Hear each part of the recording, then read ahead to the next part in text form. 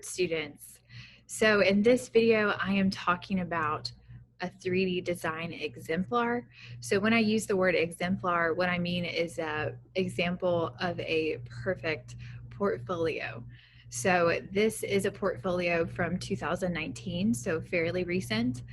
And it is the exemplar that AP put on the College Board website as an example for other students to follow. So we're going to look at this portfolio in depth, and we're actually going to look at 3 different sections just because I want you to see the variety of work that the student produced. Now, keep in mind that the portfolio has changed. They no longer have 3 sections, they now only have 2. So one of the sections is called quality, which is now called selected works. That's your 5 best pieces.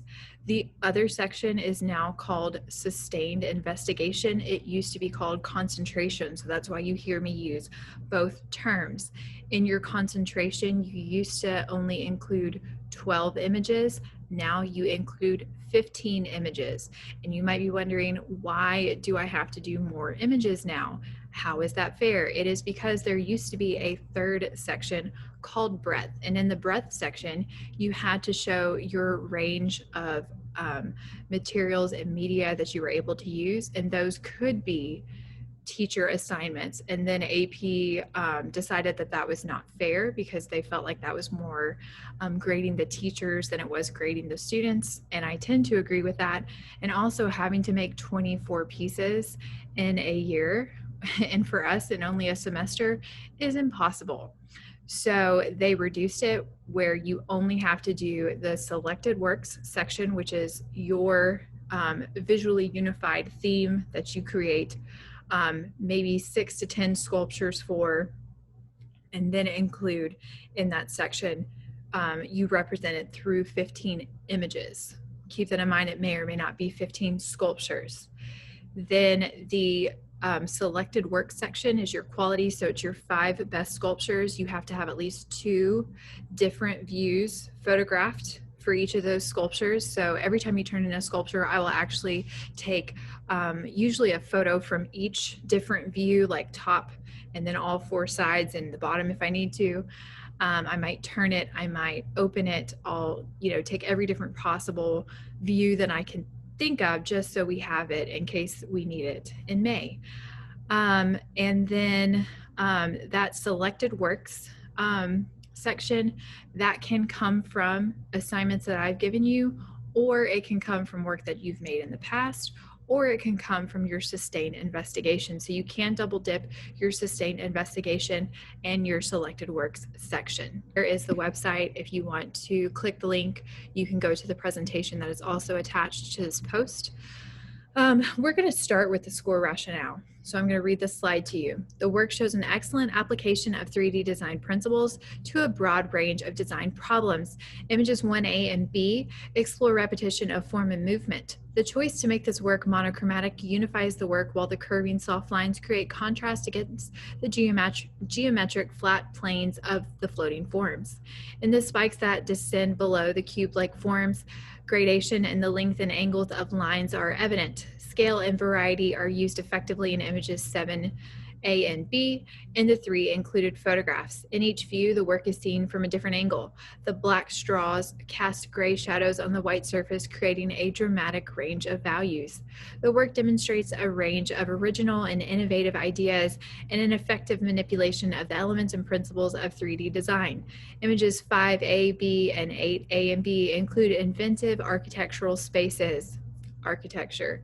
AP loves architecture and 3D design, including both a children's hospital and an urban pedestrian bridge. The process drawings in image 1A explain the original abstraction behind this dynamic use of form, line, space, and balance. This piece right here is actually their breadth. So this is the student's range of approaches or breadth, which is no longer a part of the portfolio, but I want you to look at the sketches and ideation and the way the student collaged them with the finished product. So that is what I've been talking about, where you can include your process, your sketchbook, with your images that you upload to the AP website. there's some different views of the same sculpture. And be paying attention in the top left-hand corner of the screen. It's my top left hand. It is going to tell you the materials the student used. So here the student used foam core, matte board, and balsa wood. So once you know what materials they use, it adds an extra layer to the work where it's even more impressive. A wearable sculpture. And if you look at their picture on the left, that is a maquette. So they made a smaller version of it out of paper first to kind of work out the construction. And then it is showing them working on and processing this piece. So there is their finished piece on a model, and there is their photograph of the piece. Very nicely done. All right, this next one is a pretty straightforward kind of slab type sculpture, but they actually use clay, balsa wood, acrylic board, and trash bags. So multimedia approach here. All right, this next piece looks like a purse, and it says that they used a bamboo fan, felt, and hot glue. How they collage the images, so I'm getting like all the different views, but they're only taking up 2 image slots. So that is nicely done.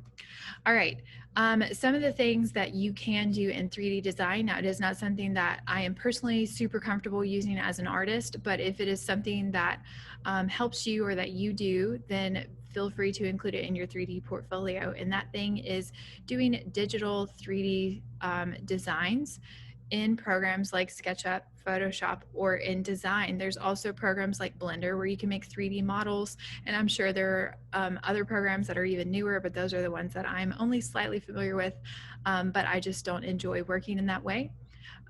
So I don't really do that with y'all a lot, but if that is something that you do, please feel free to include that in your portfolio. So here's a really nice layout where you can see the 3-dimensional design that the student was going for.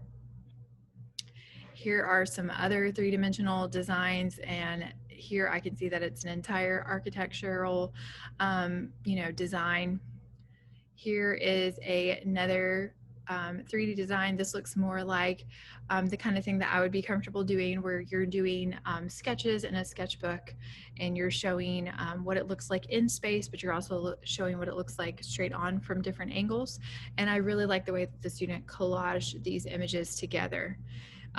The materials up there are the ones that they are because in the next slide, there is the actual structure after it has been completed and the materials that they used. So don't think that you have to use expensive materials. Look at what kind of materials they use: balsa wood, cardboard, hot glue, canvas, screws, tape, and acrylic board. So all things that we have available in the classroom. All right, this next image, this is what they were talking about with the straw. So they used straws, like black, maybe coffee stirrers, hot glue, and matte board to create this sculpture. And if you look at it from the side, it does look almost like some kind of structure that you could walk in. So even though we do not teach you architecture, because we don't have an architecture program at our high school, you can still make architectural type sculptures. And they don't have to be actual buildings. So this is a great example of how you can incorporate 3D design in a more abstract or non-objective way. There is what makes it an architectural model. So they actually cut out from matte board some little figures, probably with an X-Acto knife, and then put them in the sculpture to show the scale of this potential walkway. Here is another design that they did in SketchUp, and then there is the actual model.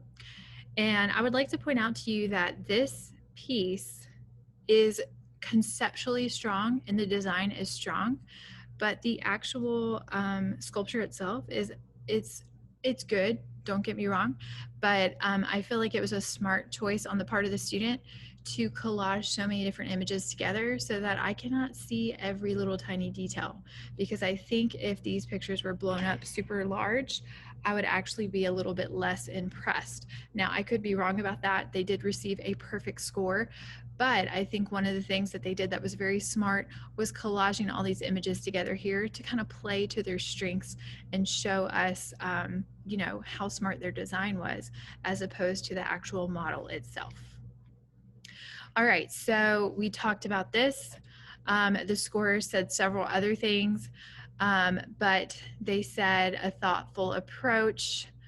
It was a possible course exercise, but that they transcended similar solutions that other students would have come up with. And the work clearly demonstrates a broad range of intentions and approaches. And then it says that they did functional art, architectural themes, and deconstruction through time. Remember that time element that I mentioned in another video. So all of those things the student did well to get that perfect score. They also say that most of the work is expressive, evocative, and suggests confidence. I would definitely agree there. There is architectural and urban designs, spatial tension, rhythmic relationships, repetition of functional volumes or forms, dynamic angles, graceful curves. There are relief sculptures, and those relief sculptures depict a progression of forms from recognizable coral reefs to an assemblage of expendable materials or trash, which, think about the symbolism there. That is the kind of thing that is destroying our coral reefs. So smart. Wearable sculpture, multiple ways to use cardboard, engages the body, subtly exaggerates the scale of the human figure. It has another comment up there about confidence in context. So you were not just confident, you were also able to express that effectively through your art. The work is technically excellent. Materials and media are used effectively to express ideas. Software applications are used effectively to illustrate the architectural design of a children's hospital and demonstrate skillful use of traditional construction materials. Agreed, agreed, agreed. So great breadth. This is not a sustained investigation, but all of those ideas would be effective ideas to explore in a 3D portfolio. So you could take any one of those ideas or any one of these pieces and then stretch it into a series of artwork.